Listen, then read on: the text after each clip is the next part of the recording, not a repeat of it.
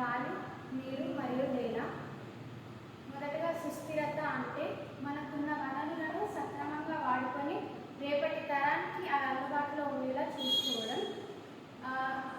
మనకు ముఖ్యంగా మన జీవానికి మన భూమికి గాలి, నీరు, నేల అనేవి 3 ముఖ్యమైన మూలకాలు.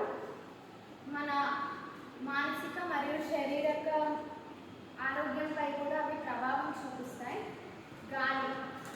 గాలి మన జీవానికి జీవనాధారం.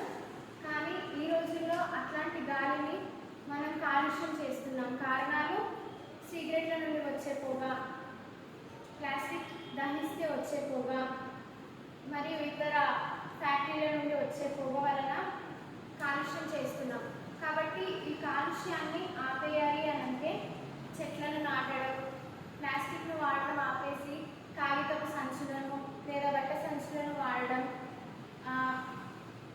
ఇలా కాలుష్యం చేయకుండా చూసుకోగలుగుతాం.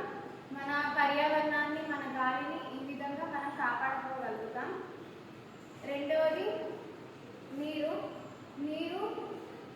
నీరు లేక జీవం లేదు. కానీ అలాంటి నీటిని వృధాగా అవసరానికి మించి వాడుతూ వృధా చేస్తున్నాం.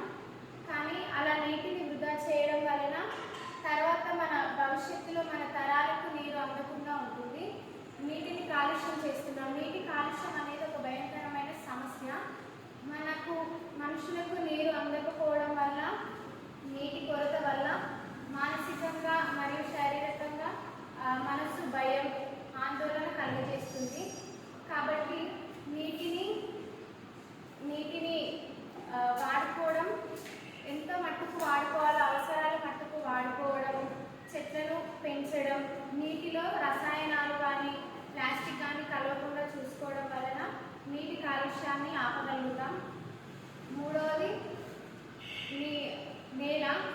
నేల అనేది మన భవిష్యత్తులో ఆహారానికి మూలం. కానీ అట్లాంటి నేలను మనం సమకూర్చుకునే నేలను మనం పాడు చేస్తూ ఉన్నాము. ప్లాస్టిక్ను నేలలో వేయడం వల్ల కానీ, రసాయన ఎరువులు వాడడం వల్ల కానీ, ఇంకా అడవులను నిర్మూలన చేయడం వల్ల కానీ నేలను కలుషితం చేస్తున్నాం, నేలను నాశనం చేస్తున్నాం. అలా చేయకుండా ఉండాలంటే సేంద్రియ వ్యవసాయం, ప్లాస్టిక్ను వాడడం, నేలలో ప్లాస్టిక్ వేయడం కానీ ఆపేసినట్లయితే మన నేలను మనం కాపాడుకోగలుగుతాం, మంచి ఆహారాన్ని సేకరించగలుగుతాం. నాలుగవది మానసిక ఆరోగ్యం. మన చుట్టుపక్కల మన పర్యావరణం కానీ, మన గాలి కానీ, మన నీరు కానీ, మన నేల కానీ సక్రమంగా ఉన్నప్పుడే మనం ఆహారాన్ని తినగలుగుతాం. మానసికంగా కానీ శారీరకంగా కానీ మనం ఆరోగ్యంగా ఉండగలుగుతాం. అవన్నీ సక్రమంగా లేనప్పుడు మన మానసిక ఆరోగ్యంపై కూడా అవి ప్రభావం చూపిస్తాయి. తర్వాత మనం అందరం కలిసినట్లయితే మన భూమి యొక్క భవిష్యత్తును కాపాడగలుగుతాం. మన భూమి యొక్క భవిష్యత్తును ఒక గొప్ప